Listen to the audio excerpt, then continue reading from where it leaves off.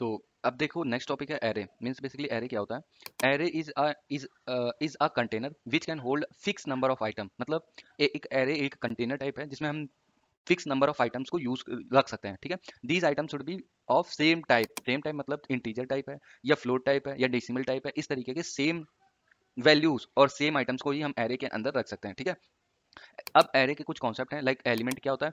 Each item stored in array is called item element. तो जो array के अंदर हम कोई भी एलिमेंट यानी आइटम स्टोर करेंगे उनको हम एलिमेंट कहते हैं, ठीक है। और उसके बाद आता है इंडेक्सिंग। इंडेक्सिंग क्या होती है? इंडेक्स बेसिकली लोकेशन होता है। सपोज हम एक एरे ले लें, ये हमारे पास एरे है, उसमें वैल्यू हमें डालना है 1 2 एंड 3। ये हमारे पास एक एरे है, ठीक है। तो इसकी इंडेक्सिंग होती है 0 से स्टार्ट 1 2 एंड 3। तो each location of element in array has numerical index. देखो इस ये हमारे पास एरे है। मेमोरी में जब आप एरे डिफाइन करोगे तो कहीं ना कहीं पर स्पेस एलोकेट होगा, ठीक। उस स्पेस में जो स्पेस आपके पास एलोकेट होगा, अब जब आप उसमें एरे के अंदर एलिमेंट को स्टोर करोगे तो उसका कुछ एड्रेस होगा, ठीक है। उस एड्रेस को बेसिकली बोलते हैं इंडेक्स। अब उसको हम इनिशियली जीरो से स्टार्ट करते हैं। तो जीरो बेस इंडेक्सिंग रहती है इसमें। तो फर्स्ट एलिमेंट का इंडेक्स हमेशा जीरो रहता है, सेकंड एलिमेंट का इंडेक्स वन रहता है, थर्ड इंडेक्स का और सेकंड रहता है, ठीक है। आगे चलते हैं। ट्रैवर्सिंग सॉरी ट्रैवर्सिंग क्या होती है? सो प्रिंटिंग ऑल एरे एलिमेंट्स। सभी एरे के एलिमेंट्स को प्रिंट करना ट्रैवर्स कहलाता है। इंसर्शन क्या होता है कि एरे के अंदर नए एलिमेंट्स को ऐड करना इंसर्शन कहलाता है। सपोज यहाँ पर 3 है, मैं 4 और कॉमा लगाकर ऐड कर दूं तो वो इंसर्शन हो जाएगा, ठीक है। और डिलीशन क्या होता है कि जो एरे है इसके अंदर जो एग्जिस्टिंग एलिमेंट है इनको डिलीट कर देना। सपोज मैं यहाँ से 1 को निकाल लूँ तो इसको डिलीशन बोलते हैं, ठीक है। सर्च क्या होता है? ये हमारे पास एरे है, इस एरे के अंदर अगर हमें 2 को सर्च करना है, मीन्स 2 को खोजना है, ढूंढना है, तो उसको सर्चिंग कहते हैं। अपडेट क्या होता है? अब सपोज एक की जगह पे हम 4 करना चाहते हैं तो हम 1 रिमूव करके 4 लिख देंगे तो ये हमारा सर्चिंग हो जाएगा, सॉरी अपडेट हो जाएगा, ठीक है।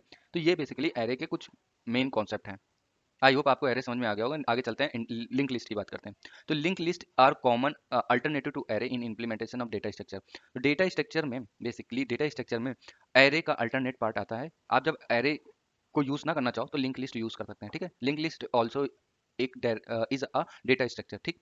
Each item in link list contains and contains a data of some type and a pointer to the next item in the list. Means आपके पास जो लिस्ट लिंक लिस्ट रहती है, देखो मैं बताता हूँ इसका कहने का मतलब ये है कि एक नोड रहता है बेसिकली लिंक लिस्ट में। तो लिंक लिस्ट में नोड में एक नोड के अंदर एक डेटा पार्ट रहता है और एक उसका नेक्स्ट जो नोड रहेगा उसका एड्रेस पार्ट रहेगा, ठीक है।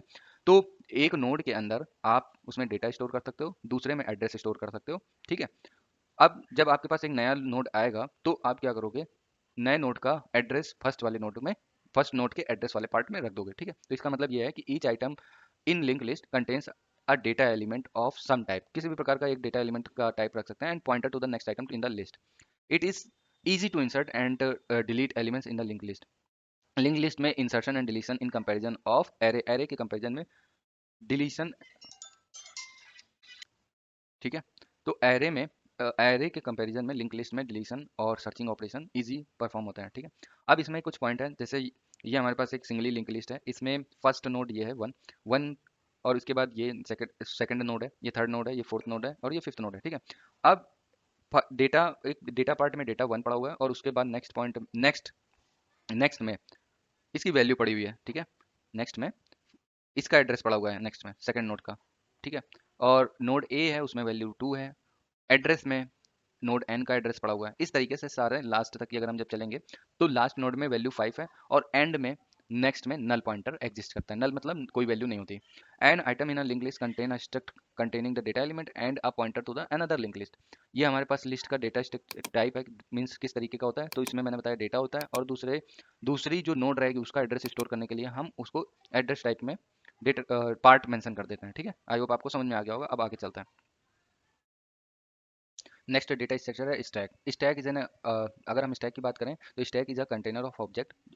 स्टैक बेसिकली ऑब्जेक्ट्स का कंटेनर होता है that are inserted and removed according to the last in and first out, ठीक है। प्रिंसिपल मतलब लास्ट में जो वैल्यू आएगी वो पहले ही प्रोसेस होगी और जो पहले आ चुकी होगी वो लास्ट में प्रोसेस होगी, इसका ये मतलब है। तो स्टैक में सबसे मोस्ट इंपॉर्टेंट क्वेश्चन यही बनता है कि लीफो क्या होता है। तो LIFO is last in first out, तो इस चीज को आप याद रखना है, ठीक है। In the push down stack only two operations are allowed, push the item into the stack and pop item out of the stack, ठीक है। मीन्स एक अगर हम स्टैक एम्प्टी ले लें तो इस स्टैक में पुश करना वैल्यू को, ठीक है, आइटम को पुश करना तो बोलते हैं आइटम को इंसर्ट करना मतलब डालना, तो पुश कहलाता है, ठीक है। जैसे हमने यहाँ पर 1 को पुश किया तो ये पुशिंग ऑपरेशन है। अब उसी स्टैक में अगर 2 वैल्यू के आइटम को इंसर्ट करें यानी डालें तो ये पुश ऑपरेशन है। अब अगर हम 2 को निकालना चाहें, 2 को मतलब नहीं निकालना चाहें, मीन्स जो एलिमेंट टॉप पर है उसी को ही निकालना चाहें, तो ये पॉप ऑपरेशन होता है, ठीक है। मतलब ये कह सकते हैं कि स्टैक से वैल्यूज को निकालना पॉप कहलाता है और स्टैक में वैल्यूज को इंसर्ट करना पुश कहलाता है। आई होप आपको समझ में आ गया होगा, ठीक है। और इसमें मेन पॉइंट ये है कि एलिमेंट्स को हम केवल ऐड कर सकते हैं और रिमूव कर सकते हैं केवल टॉप से, ठीक है। और उसको हम और कहीं से नहीं यूज कर सकते हैं। मतलब ये कि अगर हमारे पास एक कंटेनर है तो इसके अंदर हम केवल वैल्यूज को डाल सकते हैं ऊपर से और ऊपर से ही निकाल सकते हैं। तो जो वैल्यू सबसे ऊपर होगी वही सबसे पहले निकाली जाएगी, ठीक। तो बेसिक ऑपरेशन जैसे अभी मैंने बताया तो पुश होता है और पॉप होता है। पुश जैसे बता चुका हूँ कि स्टोर करना और इंसर्ट करना ही पुश कहलाता है और निकालना और रिमूव करना ही पॉप कहलाता है, ठीक है। और स्टैक में कुछ मेन फंक्शन होते हैं like peak, is full, is empty. तो पीक क्या होता है, जो एलिमेंट सबसे ऊपर होगा टॉप पर उसको उसकी वैल्यू को निकालने को बोलते हैं peek element. To get the top data element of the stack without removing it, मतलब रिमूव नहीं करना है हमको, केवल वैल्यू निकालनी है, तो हम peak element means peak function को यूज कर सकते हैं। इज फुल, अगर हम ये कहें कि चेक स्टैक हमारा फुल है कि नहीं, तो हम इस फुल फंक्शन के थ्रू हम कर सकते हैं, ठीक है। इज एम्प्टी, तो check if stack is empty, तो इस फंक्शन का यूज हम तब करते हैं जब हमें ये चेक करना होता है कि स्टैक एम्प्टी है कि नहीं, ठीक।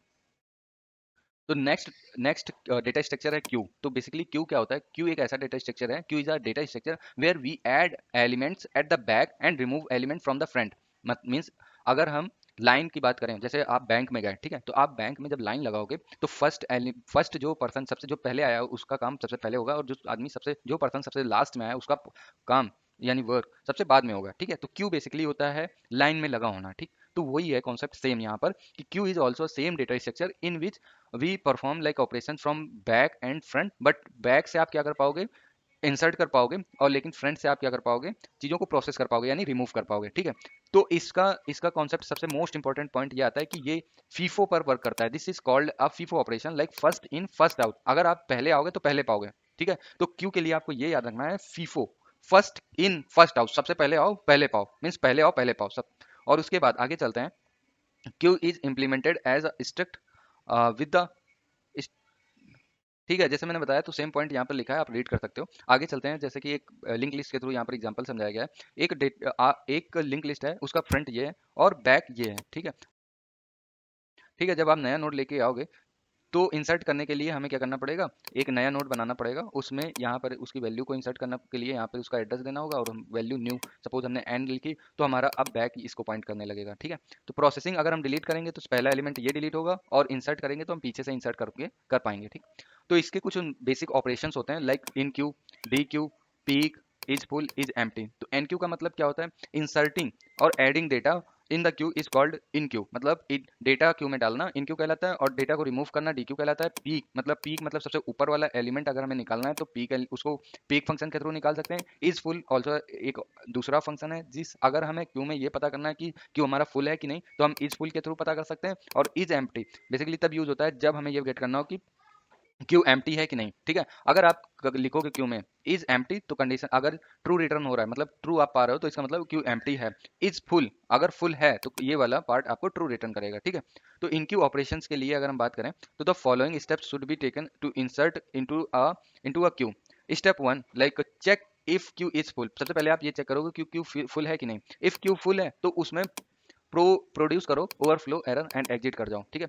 थर्ड पॉइंट ये आता है ओवरफ्लो कंडीशन। आप ध्यान रखना ओवरफ्लो कंडीशन क्या होती है, अगर क्यू फुल है तो ओवरफ्लो उसको बोलते हैं, ठीक है। अगर क्यू फुल नहीं है, ठीक है, तो आप क्या करो, रेयर का पॉइंट आप, रेयर मतलब एक तो रेयर बेसिकली क्या होता है कि रेयर एक पॉइंटर होता है जो लास्ट वाला एलिमेंट आया उसको पॉइंट करता है। तो आप रेयर को एक इंक्रीमेंट कर दो, वही लिखा हुआ है the queue is not full, then increment rear pointer to next empty space, आप एक आगे फॉरवर्ड कर दो, देन ऐड एलिमेंट को ऐड कर दो to the queue location where it is rearing to the point. अब उसके बाद एलिमेंट को उस जगह पर पॉइंट कर दो जहां पर ये रेयर पॉइंट कर रहा है, ठीक है। रिटर्न द सक्सेस रिटर्न कर दो कि हमारा इनक्यू ऑपरेशन परफॉर्म हो चुका है, ठीक है। आगे चलते हैं।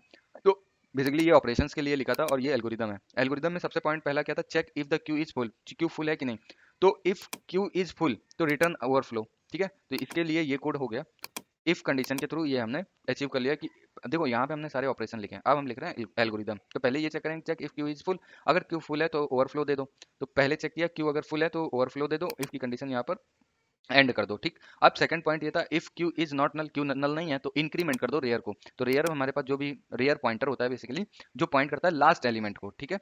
अब लास्ट एलिमेंट से आगे वाले एलिमेंट में हम जो नई वैल्यू आ रही होगी उसको इंसर्ट करेंगे, ठीक है। तो उसके लिए रेयर को हम +1 कर देंगे। अब जब हमारे पास रेयर की वैल्यू +1 हो जाएगी तो क्यू में जो रेयर का इंडेक्स होगा वो उस जगह पर हम नया डेटा इंसर्ट कर देंगे और रिटर्न ट्रू कर देंगे कि हमने सक्सेसफुली इंसर्ट कर लिया क्यू के अंदर वैल्यू को, ठीक है। आई होप आपको समझ में आ गया होगा, ठीक है। नेक्स्ट पॉइंट आता है कि डी क्यू कैसे करोगे, डी क्यू ऑपरेशन। तो पहले ये चेक करो कि कहीं ऐसा तो नहीं कि आप क्यू को डिलीट करने आए हो, मीन्स क्यू में एलिमेंट को डिलीट करने आए हो और वो पहले से ही उसमें कुछ नहीं है, तो इस कंडीशन को बेसिकली बोलते हैं अंडरफ्लो। तो इस चीज को ध्यान रखना, बहुत मेजर पॉइंट यहाँ पर निकल के आ रहे हैं कि ओवरफ्लो और अंडरफ्लो दो कंडीशन हो गई, ठीक है। तो अंडरफ्लो बेसिकली ये होता है जब क्यू ऑलरेडी एम्प्टी हो तो उसको अंडरफ्लो कहते हैं, ठीक। तो पहले क्या करोगे, ये चेक करोगे अगर क्यू एम्प्टी तो नहीं है, तो if queue is empty then आपको कह दो कि this is underflow condition, like produce produce कर दो अंडरफ्लो। नेक्स्ट आपका आता है step 3, if queue is non empty, queue empty नहीं है तो एक्सेस करो data where front is pointing. मतलब देखो, एक हमारे पास ये क्यू है और इसमें कुछ एलिमेंट पड़े हैं, 1 2 3 और ये 4, ये हमारे पास है 4, ठीक। अब ये है फ्रंट F और ये है रेयर R, ठीक। तो अब हमें फ्रंट से रिमूव करना है, तो इसको रिमूव करने के लिए हम क्या करेंगे, F को यहाँ पर खड़ा कर देंगे और मीन्स F को एक कदम आगे कर देंगे और इसको रिमूव कर देंगे, ठीक है। तो वही कह रहा है कि पहले एक्सेस कर लो डेटा को and where front is pointing. तो हम इसको F को देखेंगे कि F में क्या वैल्यू पड़ी है, उसको हम निकाल के 1 रख लेंगे और इंक्रीमेंट कर देंगे, F को एक कदम आगे बढ़ा देंगे और next to the data element means ये सेकंड जो है उसी को पॉइंट करने लगेगा और return the success means successfully हमने डिलीट कर दिया 1 को, ठीक। अब अगर एल्गोरिदम की बात करें तो if queue is empty then हमको अंडरफ्लो ही भेजना है और यहाँ से कंडीशन हमारी खत्म हो जाएगी, ये कंडीशन खत्म। अगर डेटा है हमारे पास तो हम क्या करेंगे, पहले हम 1 को निकाल लेंगे, तो डेटा में queue equal to queue front लेके हम डेटा हमारे पास आ जाएगा। उसके बाद हम फ्रंट को क्या करेंगे, एक कदम इंक्रीज कर देंगे, ये फ्रंट हमारा यहाँ पर आ जाएगा, ठीक। तो फ्रंट को फ्रंट 1 कर दिया, रिटर्न ट्रू कर दिया, यानी कि हमारे पास कंडीशन जो भी हमने डीक्यू ऑपरेशन परफॉर्म करना चाह रहे थे वो सक्सेसफुली परफॉर्म हो गया, ठीक है। आई होप आपको समझ में आ गया। और क्यू का बेसिकली हम कैसे कैसे यूज कर सकते हैं, क्यू कैसे कैसे इंप्लीमेंट कर सकते हैं, तो हम लिंक लिस्ट के थ्रू भी कर सकते हैं और एरे के थ्रू भी कर सकते हैं। ये वाला जो पार्ट था वो आपके ऊपर डिपेंड करता है कि आप एरे यूज करके लिंक लिस्ट क्यू बनाना चाहते हो और लिंक लिस्ट यूज करके आप क्यू बनाना चाहते हो, ठीक है। नेक्स्ट डेटा स्ट्रक्चर आ रहा है प्रायोरिटी क्यू।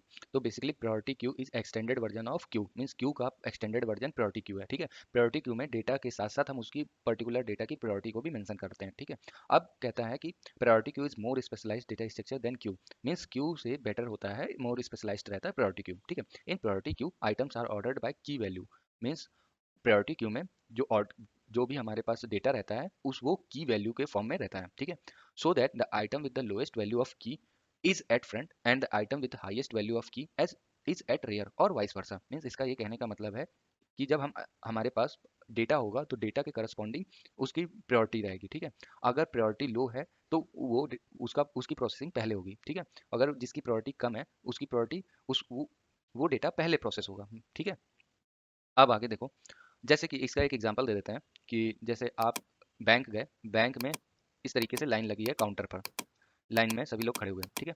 अब कोई जैसे यहाँ पर लाइन में सभी लोग खड़े हुए हैं, ठीक है। अब कोई ओल्ड पर्सन यानी बूढ़ा आदमी आता है और बहुत ही एजेड है, सीनियर सिटीजन है, तो उनका काम पहले हुआ, ठीक है। तो अब देखा जाए तो उनकी प्रायोरिटी हाई हो गई, ठीक है। तो सेम चीज इसमें रहता है कि जिसकी प्रायोरिटी ज़्यादा उसका मतलब काम पहले होगा, ठीक है। और ये डिपेंड करता है कि मिन प्रायोरिटी है कि हाई प्रायोरिटी है, ठीक है। अब आगे चलते हैं कि इसमें बेसिकली टिपिकल ऑपरेशंस कौन कौन से होते हैं। तो a typical priority queue supports following operations. Insertion होता है, इंसर्शन में बेसिकली आपका आइटम आप एज अ आर्गुमेंट पास करोगे, प्रायोरिटी एज अ आर्गुमेंट पास करोगे, insert an item with given priority, ठीक है। अब जैसे जैसे आपके पास कोई आइटम है उसकी प्रायोरिटी होगी तो उसके करस्पॉन्डिंग आप आइटम इंसर्ट करोगे क्यू के अंदर और उसकी प्रायोरिटी इंसर्ट करोगे, ठीक है। सेकंड मेथड है get highest priority. Highest priority means अगर कोई आइटम है उसकी प्रायोरिटी आप गेट करना चाहते हो तो गेट हाईएस्ट प्रायोरिटी के थ्रू हम उस आइटम को गेट कर सकते हैं। सपोज आपके पास मल्टीपल आइटम है, आपको ये चेक करना है कि किसकी प्रायोरिटी सबसे ज्यादा है, तो आप गेट हाईएस्ट प्रायोरिटी फंक्शन को कॉल करोगे तो वो हाईएस्ट प्रायोरिटी वाला आइटम आपको रिटर्न हो जाएगा, ठीक है। और उसके बाद ये मेथड सेकंड नेक्स्ट मेथड है डिलीट हाईएस्ट प्रायोरिटी। तो डिलीट हाईएस्ट प्रायोरिटी में सबसे ज्यादा जिस आइटम की प्रायोरिटी सबसे ज्यादा होगी वो आइटम सबसे पहले डिलीट होगा, ठीक है। Remove the highest priority of the item, ठीक। आई होप आपको समझ में आ गया होगा, ठीक है। आई होप आपको कंप्लीट समझ में आ गया होगा। अब चलते हैं नया डेटा स्ट्रक्चर पढ़ते हैं, सर्कुलर क्यू, ठीक है। सर्कुलर क्यू क्यों आया, इसका एक मेन रीजन ये था कि जैसे आपके पास एक क्यू है, ये क्यू डेटा स्ट्रक्चर है और इसमें होता है फ्रंट और रियर, ठीक है। अब अगर फ्रंट और रेयर सेम जगह पे पॉइंट कर रहा है, इसका मतलब डेटा में, डेटा स्ट्रक्चर में हमारे पास कुछ भी नहीं है, ठीक है। अब देखो होता यह है कि प्रायोरिटी इस तो बेसिकली सर्कुलर क्यू इसलिए आया क्योंकि इस क्यू में, लीनियर क्यू में हमें कुछ प्रॉब्लम्स आ रही थी, लाइक डेटा जो भी हमारे पास क्यू है वो एम्प्टी रह जा रहा था और डेटा इसके अंदर प्रोसेस नहीं हो पा रहा था, ठीक है। तो circular queue is an abstract data type that contains a collection of data, जो डेटा का कलेक्शन करता है, which allows addition of the data, data को ऐड करने को अलाउ करता है at the end of the queue के एंड में ये डेटा इंसर्शन अलाउ करता है, removal of the data at the beginning of queue के बिगिनिंग में डेटा का रिमूवल अलाउ करता है, ठीक है। Circular queue has fixed size, circular queue की फिक्स साइज होती है, ओके ठीक है। इतना आपको आई होप समझ में आ गया होगा सर्कुलर क्यू का। ये देखो यहाँ पर एक स्ट्रक्चर डायग्राम है, इसके थ्रू मैं बताता हूँ। देखो यहाँ पे होता क्या है कि फ्रंट उसको पॉइंट करता है जो सबसे पहले आया होता है, उसके बाद rear, rear basically last element को पॉइंट कर रहा है। तो यहाँ पर देखो मल्टीपल क्यू है, मल्टीपल डेटा है क्यू के अंदर, लाइक यहाँ से स्टार्टिंग है, जीरो बेस इंडेक्सिंग है, 0 1 2 3 4 5 6 7, ठीक है। आई होप आपको समझ में आ गया होगा कि एक डेट जो हमारा फ्रंट है, ठीक है, जीरो को, जीरो से स्टार्ट होकर 7 पर एंड हो रहा है, ठीक है। तो ये आपका सर्कुलर क्यू है, मीन्स सर्कल में होने की वजह से इसको सर्कुलर क्यू बोल देना है, ठीक है। फ्रंट पर क्या है 10 है और रेयर पर हमारा क्या है 50 है, मीन्स फोर्थ पर रेयर है, ठीक है। आई होप आपको समझ में आ गया कि यहाँ से स्टार्टिंग होकर यहाँ तक डेटा है, इसलिए फ्रंट हमारा यहाँ पे और रेयर यहाँ पे है, ठीक। तो two pointers called front and rear are use to keep track of the first and last node in the queue. तो फ्रंट बेसिकली फ्रंट को जो एलिमेंट सबसे पहले आया वो फ्रंट में स्टोर होगा और जो एलिमेंट लास्ट में आया वो रेयर में, मीन्स जैसे जैसे डेटा आता जाएगा वैसे वैसे स्टोर होता जाएगा, और रेयर बेसिकली लास्ट एलिमेंट को पॉइंट करता है, ठीक है। When initializing the queue we set the value of front and rear to the -1, means जब हम क्यू को बना रहे होते हैं उस टाइम पर फ्रंट और रेयर जो भी हमारे पास वैल्यू होती है उनको हम -1 सेट करते हैं, ठीक है। On enqueuing an element we circularly increase the value of rear index and place the element in the position pointed to the by the rear, means जब हम एलिमेंट सर्कुलर क्यू में इंसर्ट करेंगे उस time पे हम rear में +1 कर देंगे, मीन्स इंडेक्स की वैल्यू 1 इंक्रीज कर देंगे, देन हम वैल्यू को इंसर्ट करेंगे। सपोज यहाँ पर अभी 50 है, हमें यहाँ पर 60 आइटम इंसर्ट करना है, तो हम क्या करेंगे पहले रेयर को यहाँ पर पॉइंट करेंगे, मीन्स रेयर +1 कर देंगे, इंडेक्स अभी रेयर का 4 है और इंडेक्स हो जाएगा 5, देन हम इसका इंडेक्स हमें मिल जाएगा, देन हम यहाँ पर 60 प्लेस कर देंगे, ठीक है। आई होप आपको ये पॉइंट समझ में आ गया होगा। On dequeuing an element we return the value pointed to the front end circularly increase the front index, ठीक है। अगर हमें कोई एलिमेंट डिलीट करना है, सपोज हमें 10 को डिलीट करना है, तो हम फ्रंट में पहले क्या करेंगे, फ्रंट में जो डेटा है उसको निकाल लेंगे और निकालने के बाद फ्रंट को फ्रंट +1 मीन्स इंडेक्स हम पहले 0 था, उसके बाद हम फ्रंट +1 कर देंगे, उसका इंडेक्स +1 कर देंगे, ठीक है। आई होप आपको समझ में आ गया होगा कि 10 इस तरीके से डिलीट हो जाएगा, ठीक। Before enqueuing we quick before enqueuing we check if queue is already full, मतलब ये कहने का मतलब है अगर क्यू में हमें इंसर्शन करना है तो हम पहले ये चेक कर लेंगे कि क्यू पहले से ही फिल तो नहीं है। फिर उसके बाद नेक्स्ट है before dequeuing we check if queue is already empty, मतलब डिलीट करने से पहले हम ये चेक कर लेंगे कहीं ऐसा तो नहीं क्योंकि क्यू के अंदर कोई भी डेटा है ही नहीं, ठीक है। उसके बाद नेक्स्ट है we enqueuing the first element we set the value front to the zero, means अगर हमारे पास डेटा कोई भी नहीं है क्यू के अंदर, क्यू एम्प्टी है, तो हम इसको फ्रंट को, मीन्स फ्रंट हमारे पास जो मीन्स फ्रंट जीरो को पॉइंट करेगा, इसके अंदर हम वैल्यू इंसर्ट कर देंगे, ठीक है। When dequeuing the last element we reset the value front and rear to the -1, ठीक है। अगर सपोज हमारे पास डेटा जब भी हम फ्रंट से, और अगर एक बार फिर से मैं बता रहा हूँ, when dequeuing the last element, अगर लास्ट एलिमेंट को हम डिलीट कर रहे हैं, ठीक है, we reset the value of front and rear to the -1, अगर हम लास्ट एलिमेंट को डिलीट कर रहे हैं तो फ्रंट और रेयर को हम -1 सेट कर देंगे, ठीक है। तो यहाँ तक ही हमारा डेटा स्ट्रक्चर का काफी पार्ट कवर हो चुका है, जिसमें हमने सर्कुलर क्यू तक की डिस्क्राइब कर दिया, ठीक है। आने वाली वीडियोस में हम ट्री के बारे में, ट्री ग्राफ इन सब के बारे में डिस्कस करेंगे, ओके।